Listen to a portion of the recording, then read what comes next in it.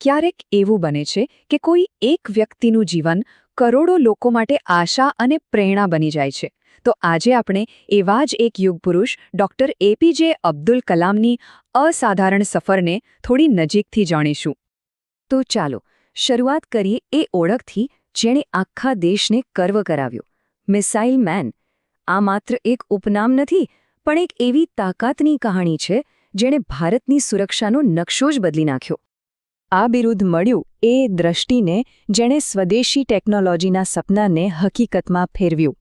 એ વૈજ્ઞાનિક જેમના નેતૃત્વમાં ભારતે સંરક્ષણ ક્ષેત્રે આત્મનિર્ભરતાની એક નવી જોડાણ ભરી. તો સવાલ એ છે કે કોણ હતા એ? એમનું નામ હતું અબુલ પાકીર જૈનુલાબેદ્દીન અબ્દુલ કલામ. એક એવું નામ જે આજે પણ એટલી જ શ્રદ્ધા અને પ્રેરણા સાથે લેવાય છે. કોઈ પણ મોટી કહાણીની શરૂઆત કેવી હોય? એકદમ સામાન્ય. એમની કહાણી પણ કંઈક એવી જ હતી, પણ એમના સપના એ અસામાન્ય હતા. ચાલો જોઈએ કે રામેશ્વરમના કિનારાથી શરૂ થયેલી આ સફર આકાશની ઊંચાઈઓ સુધી પહોંચી કેવી રીતે. 1931માં રામેશ્વરમમાં જન્મ. બાળપણ ભલે સંઘર્ષોથી ભરેલું રહ્યું, પણ એમની અંદર જ્ઞાન મેળવવાની જે ભૂખ હતી ને એ કમાલની હતી. અને આ જ ભૂખ તેમને મદ્રાસ ઇન્સ્ટિટ્યૂટ ઓફ ટેકનોલોજી સુધી લઈ ગઈ, જ્યાં એરોનોટિકલ એન્જિનિયરિંગના અભ્યાસે એમના ભવિષ્યના વિમાનને ઉડવા માટે જાણે કે રનવે તૈયાર કરી દીધો. તો ભણવાનું પૂરું થયું, હવે સમય હતો દેશ માટે કંઈક કરી બતાવવાનો. અને અહીંથી જ એમની કહાણીનો એ અધ્યાય શરૂ થાય છે, જ્યાં એક વૈજ્ઞાનિકે પોતાના જ્ઞાનથી દેશની તાકાતની આખી પરિભાષા જ બદલી નાખી. જરા એમની સફર પર નજર તો કરો. ડીઆરડીઓમાં પાયા નાખ્યા, આઈસરોમાં એ સપનાને પાંખો આપી અને પછી ભારતના મિસાઇલ કાર્યક્રમનું સુકાન પોતાના હાથમાં લીધું. અગ્નિ અને પૃથ્વી જેવી મિસાઇલો ખાલી હથિયાર નહોતા, એ તો દેશના આત્મવિશ્વાસનું જીવતું જાગતું પ્રતીક હતા. અને એના શિલ્પકાર ડૉક્ટર કલામ. તમે કલ્પના તો કરો, સાયન્સ લેબમાંથી સીધા દેશના સર્વોચ્ચ પદ રાષ્ટ્રપતિ ભવન સુધી. આ સફર જ કેટલી મોટી પ્રેરણા છે. પણ તેઓ ખાલી રાષ્ટ્રપતિ નહોતા બન્યા, એ તો લોકોના રાષ્ટ્રપતિ બન્યા હતા. અને અહીંયા જ આખી વાત રસપ્રદ બને છે.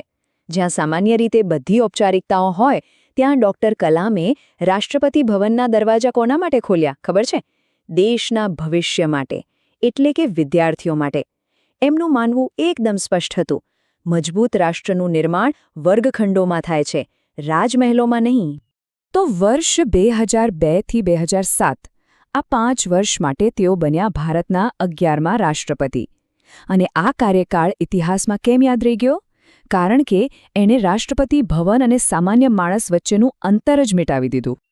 ભલે આજે ડૉક્ટર કલામ આપણી વચ્ચે નથી, પણ એમનો વારસો એ તો કાયમ જીવંત છે. અને એમનો વારસો કોઈ ખુરશી કે એવોર્ડમાં નથી, એ તો કરોડો લોકોના દિલમાં જે સપનાઓ ધબકે છે ને એમાં છે. અને દેશ એમના આ યોગદાનને કેવી રીતે ભૂલી શકે? પદ્મભૂષણ, પદ્મવિભૂષણ અને 1997માં તો દેશનું સૌથી મોટું સન્માન ભારત રત્ન. આ બધા સન્માન એમના કામની વિશાળતા બતાવે છે. પણ આટલા બધા મોટા મોટા એવોર્ડ્સ, આટલી બધી સફળતા, એ બધા પછી પણ જે એક વાત એમણે ખરેખર મહાન બનાવે છે, તે છે એમની સાદગી. એકદમ સાદું જીવન. ટોચ પર પહોંચીને પણ પગ જમીન પર રાખવા. બસ આ જ તો ડૉક્ટર કલામ હતા. અને એમની પ્રેરણા માત્ર એમના કામમાં જ નહીં, એમના શબ્દોમાં પણ વહેતી હતી. એમની આત્મકથા વિંગ્સ ઓફ ફાયર વિશે તો સાંભળ્યું જ હશે. એ ખાલી એક પુસ્તક નથી, પણ જાણે દરેક યુવાન માટે પોતાના સપનાને પાંખો આપવાની એક ગાઈડબુક છે. અને આ હતો એમનો જીવનનો મૂળ મંત્ર. સપના જુઓ, સપના જુઓ, સપના જુઓ. કારણ કે સપના જ વિચારોમાં બદલાય છે અને વિચારો જ કામમાં પરિણમે છે. આ ખાલી એક વાક્ય નથી, પણ એક એવી ફિલોસોફી છે જેણે લાખો લોકોને પોતાની જાત પર વિશ્વાસ કરતા શીખવ્યું. તો ડૉક્ટર કલામની આખી જિંદગી આપણને એક બહુ મોટા સવાલ સામે લાવીને મૂકી દે છે.